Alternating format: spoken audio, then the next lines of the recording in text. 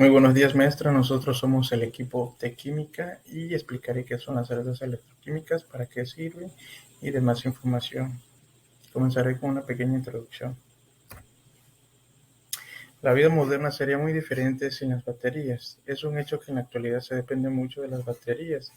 Una celda electroquímica es un dispositivo capaz de obtener energía eléctrica a partir de reacciones químicas, o bien de producir reacciones químicas a través de la introducción de energías eléctricas. En la realidad, una pila es una celda galvánica simple, mientras que una batería consta de varias celdas conectadas en serie. Estas baterías o celdas electroquímicas fueron desarrolladas por los científicos Luigi Galvani y Alessandro Volta, por lo que también se le denomina celda galvánica o voltaica. ¿Qué son las celdas electroquímicas? Las celdas electroquímicas son dispositivos que en el transcurre reacción química donde la energía química se transforma en energía eléctrica o viceversa. Estas células componen el corazón de la electroquímica, siendo el alma el intercambio potencial de electrones que pueden darse espontáneo o no espontáneo entre dos especies químicas. ¿Para qué se utilizan? Se utilizan para analizar la reactividad química en un sistema. Más concretamente, analiza la baja y el avance de electrones, los mecanismos, es decir, de la oxidación y reducción en una reacción y produce la electricidad. Como podemos ver en la imagen, la oxidación en el compuesto A perdiendo electrones y la reducción en el compuesto B ganando electrones.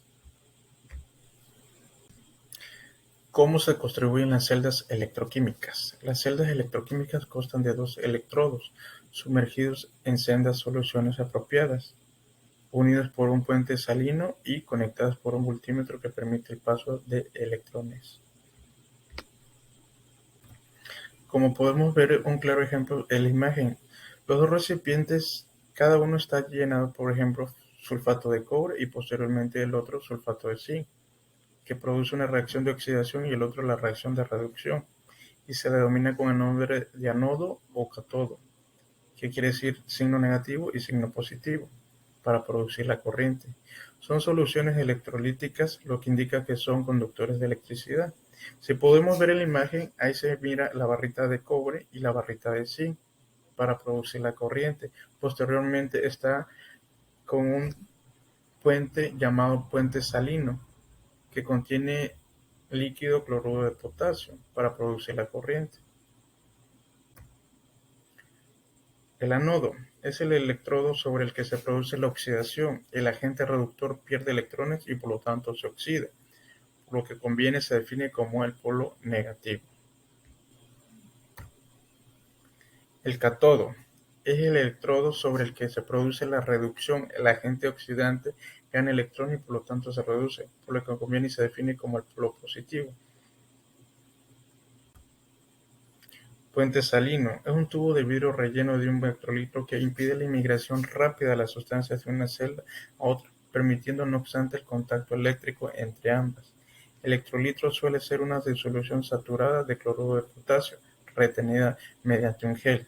El voltímetro permite el paso de los electrones cerrando el circuito, mide la diferencia de potencia de eléctrico entre ánodo y cátodo, siendo la lectura el valor del voltaje de la celda. Su importancia de las celdas electroquímicas. Las aplicaciones de las celdas electroquímicas son prácticamente ilimitadas.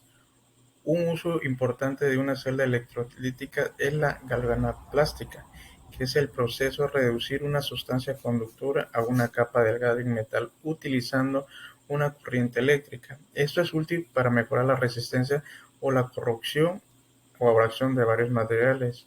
Las células electrolíticas también se utilizan en la purificación y producción de metales para el uso industrial.